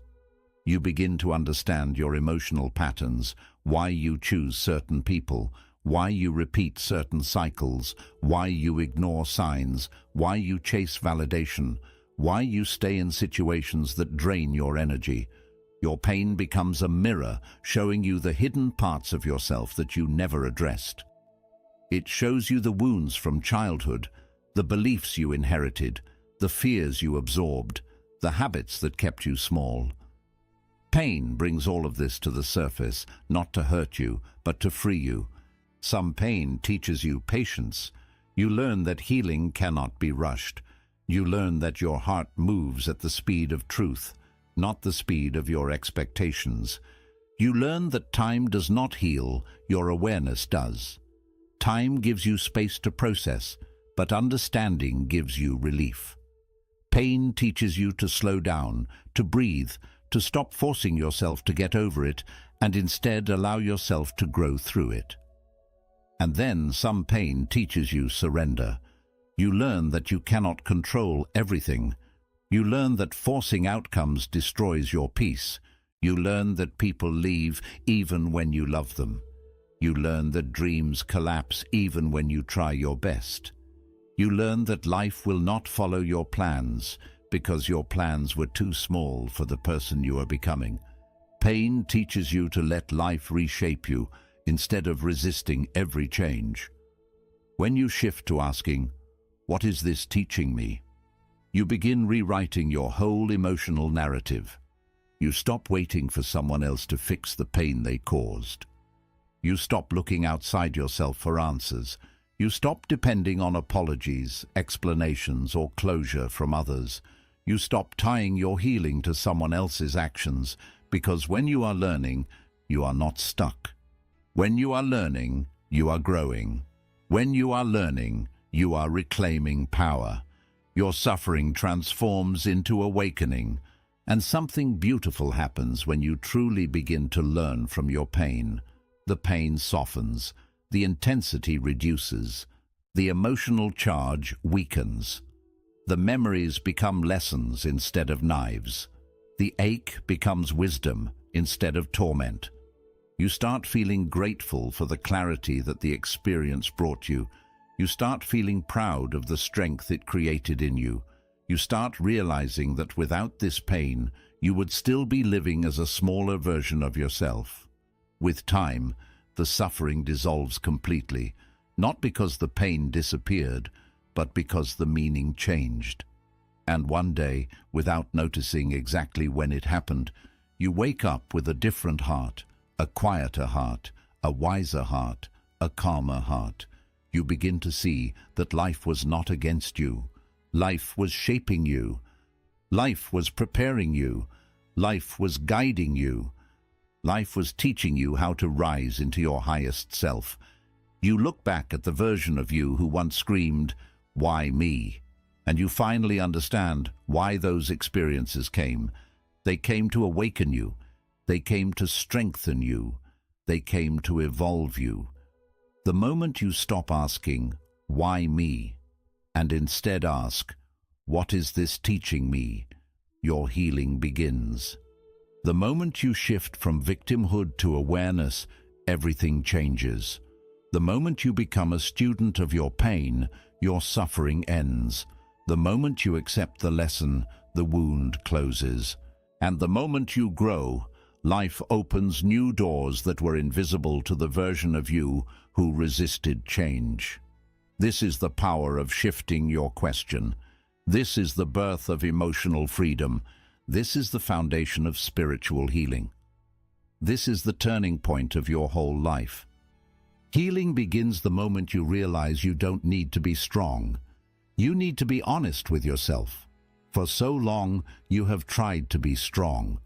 You've held yourself together, even when everything inside you was falling apart. You kept smiling while silently drowning. You acted calm while your heart was screaming. You pretended to be okay because you thought breaking made you weak, that crying made you fragile, that admitting your pain made you a burden. You believed that healing required strength, discipline, control, and emotional toughness. But the truth is the opposite. Healing does not require strength. Healing requires honesty. Real healing begins the moment you stop trying to be strong and start allowing yourself to be real. Being strong became your shield. It helped you survive situations that would have destroyed someone else. It helped you get through heartbreaks that cut deeper than words. It helped you endure losses that shook your identity. It helped you hold responsibilities that were too heavy for your age, your heart, or your emotional capacity. But strength that is used to avoid feelings eventually becomes a prison. You become so good at pretending that you forget how to feel. You become so good at holding yourself together that the idea of falling apart terrifies you. You become so good at suppressing emotions that you start believing you don't have the right to feel them. But the truth is, you were never meant to be a machine. You were never meant to carry everything on your own. You were never meant to stay composed during every storm. You were never meant to be the unbreakable one all the time. You are human, and being human means feeling deeply, hurting fully, grieving honestly, and letting your heart process what your mind tries to avoid. Healing is not about being unshakable. Healing is about being true. You cannot heal what you keep pretending is not there. You cannot heal wounds you refuse to acknowledge. You cannot release emotions you hide inside your chest. You cannot repair your heart while denying its cracks. Pretending to be strong only delays the healing that honesty would have already started. The moment you stop forcing yourself to move on and instead allow yourself to say, "This hurts me more than I thought," healing starts. The moment you stop running from your emotions and begin sitting with them, healing starts. The moment you stop telling yourself, "I'm fine," and instead admit, "I'm not okay right now," healing starts. Honesty opens the door that strength keeps closed. You were taught that being vulnerable makes you weak, but vulnerability is the starting point of transformation. Vulnerability is clarity. Vulnerability is truth. Vulnerability is how the soul breathes. Every time you suppress your feelings, you suffocate your inner self. Every time you deny your truth, you silence your own healing. Every time you hide your pain, you abandon your heart. Healing requires the courage to stop abandoning yourself. Being honest with yourself means admitting that some chapters hurt more than you thought. It means accepting that some people broke your heart more than you admitted. It means acknowledging that you stayed in situations long after your soul tried to lead you out. It means facing the truth that you often gave love to people who didn't know how to receive it. It means recognizing that you accepted less because you believed you couldn't have more. This honesty is painful at first, but necessary, because the truth you avoid becomes the wound you cannot heal. There are emotions inside you that have waited years for your acknowledgement. There are tears you swallowed because you felt you didn't have time to cry. There is grief you numbed because you feared feeling it would break you. There are memories you avoid because they hold emotions you were not ready to face. All these unprocessed feelings sit inside your chest like a heavy stone, weighing down your heart, making every new experience feel harder than it really is. Healing happens the moment you give yourself permission to feel everything you avoided. Feel the sadness, feel the anger, feel the confusion, feel the longing, feel the grief, feel the disappointment, feel the fear, feel the exhaustion, feel the truth. You cannot rise into a new version of yourself while carrying unspoken emotions behind you. Those emotions keep you tied to the past. Those emotions create emotional patterns that repeat. Those emotions become triggers, reactions, wounds, and behaviors you don't understand. The pain you avoid becomes the pain that controls you. The pain you feel becomes the pain that frees you. Being honest with yourself also means admitting that certain things triggered your insecurities, your fears, your old wounds. It means recognizing your emotional patterns without judging yourself for them. It means understanding that your reactions came from a wounded part of you, not a broken part of you. It means treating yourself with compassion instead of criticism. You have judged yourself harshly for things that needed gentleness. You criticized yourself for being emotional when you needed empathy. You pushed yourself to be strong when you needed softness. You called yourself weak for missing someone who mattered to you. You told yourself to move on before your heart was ready. You punished yourself for being human. Healing begins when you stop punishing yourself for hurting. You are not weak because you loved deeply. You are not weak because you cared intensely. You are not weak because you were loyal to someone who couldn't give the same energy. You are not weak because you feel things strongly. You are not weak because you struggled. You are human, and being human is courageous. The world tells you to toughen up. Your soul tells you to soften inward. The world tells you to stay strong. Your heart tells you to feel. The world tells you to hide your pain. Your healing tells you to express it. The world tells you to move on quickly. Your spirit tells you to move at your own pace. Strength is not the absence of feelings. True strength is the ability to feel without running away. True strength is choosing truth over avoidance. True strength is choosing honesty over performance. True strength is facing your emotions instead of burying them. The moment you stop forcing yourself to be strong, you begin to build real strength. The strength that grows from self-awareness, self-compassion, and self-truth. You begin to embrace the parts of yourself you ignored. You begin to comfort the parts of yourself you abandoned. You begin to treat yourself with kindness. You begin to speak to yourself gently. You begin to understand that healing is not about perfection. Healing is about openness. Healing requires you to hold yourself the way you held others, to comfort yourself the way you comforted others, to forgive yourself the way you forgave others, to believe in yourself the way you believed in others, to protect yourself the way you protected others. And then slowly everything begins to shift. Your chest becomes lighter. Your breath becomes deeper. Your thoughts become clearer. Your heart becomes softer. Your mind becomes calmer. Your soul becomes steadier. You begin to see the truth. You were never breaking. You were unfolding. You begin to see that your tears were not a sign of weakness, but a sign of release. You begin to see that admitting pain is not losing, it is rising. You begin to see that honesty doesn't hurt you, it heals you. You begin to see that the strength you forced was holding you back. You begin to see that the honesty you avoided was your doorway out. One day, after enough honesty, enough tears, enough truth, enough self-understanding, you wake up feeling something new, a quiet, steady peace. The kind that comes from finally being in alignment with yourself. The kind that comes from not hiding, not pretending, not resisting. The kind that comes from being real. The kind that comes from being whole. The kind that comes from finally choosing yourself. Healing begins the moment you realize you don't need to be strong. You just need to be honest, because honesty frees the heart. Honesty dissolves the resistance. Honesty softens the pain. Honesty invites transformation. Honesty brings peace. Honesty makes you whole. You don't heal by being strong. You heal by being true. If you look back at everything you have survived, everything you have endured, everything that broke you, stretched you, softened you, reshaped you, you'll notice something powerful. Life was never trying to destroy you. Life was trying to awaken you.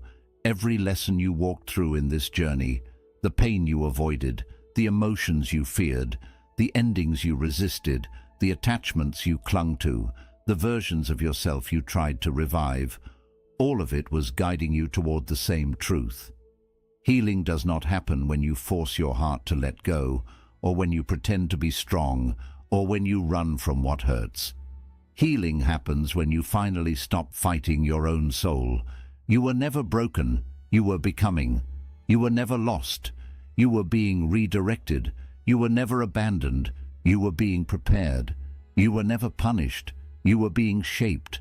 Life was not pushing you down, it was pushing you inward, because the answers you've been searching for were never outside of you. They were never in the people who left. They were never in the closure you didn't receive. They were never in the explanations you hoped for. They were never in the apologies you waited for. Everything you thought someone else needed to give you has always lived inside you. Every lesson in this journey pointed you back to yourself, back to your truth, back to your intuition, back to your inner guidance, back to your soul's timing, back to your emotional honesty, back to your inner peace. This whole time, healing was not about learning how to let go. It was about learning how to stop resisting what your soul already released. Letting go is not something you force. Letting go is something that happens naturally the moment you surrender your attachment to the outcome. When you stop pushing, when you stop clinging, when you stop fighting, when you stop trying to rewrite a story that ended, your heart finally relaxes. The grip eases, the suffering softens, The mind quiets, and the truth becomes clear. What left your life was never meant to stay. What broke your heart was never meant to define you. What ended was never meant to be your home. You realize something important. The pain you feared was not your enemy. The pain was the message. The pain was the mirror. The pain was the teacher. The pain was the transition. The pain was the invitation to rise into a wiser, stronger, deeper version of yourself. A version that sees life with new eyes. A version that is no longer ruled by fear, by attachment, by old patterns, by emotional habits you carried from a wounded past. A version of you that understands peace was never on the other side of control. Peace was on the other side of acceptance, and acceptance is not passive. Acceptance is the highest form of courage. Acceptance is looking at life and saying, yes, this hurt me. Yes, I didn't want this. Yes, I wish it had happened differently, but I trust that what is unfolding now is wiser than what I wanted then. This is the shift that changes everything. This is the moment you stop fighting reality. This is the moment you stop arguing with life. This is the moment you stop forcing yourself to move on. This is the moment you stop returning to patterns that weaken your spirit. This is the moment you stop expecting the past to give you your future. This is the moment your soul steps forward and your suffering steps back. You realize that healing was never about forgetting. Healing was about remembering yourself, remembering your strength, remembering your worth, remembering your boundaries, remembering your power, remembering your direction, remembering that your life belongs to you, not to the pain that happened to you. And then something almost magical happens. Not dramatic, not loud, not sudden, but quiet and gentle, like dawn rising over a dark horizon. You wake up one morning and realize the pain is lighter. You breathe, and it doesn't hurt the way it used to. You remember the past, and it no longer controls you. You feel the ache, but it no longer defines your identity. You think about what happened, and instead of saying, "Why me?" you say, "Thank you for the lesson," because now you understand the purpose behind the pain. You understand that without the wound, you would have stayed asleep. Without the heartbreak, you would have settled. Without the loss, you would have remained small. Without the chaos, you would have never discovered your inner stillness. Healing doesn't erase your past. It transforms your relationship with it. You look back and see not the destruction, but the rebirth. Not the ending, but the awakening. Not the loss, but the liberation. Not the pain, but the portal. And in that moment, the moment you finally see the truth behind your journey, you realize something incredibly freeing. The old you did not die. The old you evolved. The old you gave birth to a new you, a wiser you, a calmer you, a more conscious you, a more courageous you, a you who no longer needs to beg for love, a you who no longer clings to what hurts, a you who no longer forces anything, a you who trusts the timing of your own soul, a you who knows that life is not meant to be controlled, it is meant to be embraced. And now, as you stand at the end of this journey, you understand the real meaning of healing. Healing is not about letting go. Healing is about letting life flow. Healing is not about becoming stronger. Healing is about becoming softer. Healing is not about forcing closure. Healing is about accepting truth. Healing is not about going back. Healing is about rising forward. Healing is not about returning to who you were. Healing is about becoming who you were always meant to be. You are no longer the person who began this journey. You are someone deeper, someone clearer, someone braver, someone more aligned with the truth of your soul. And that is the most beautiful transformation of all.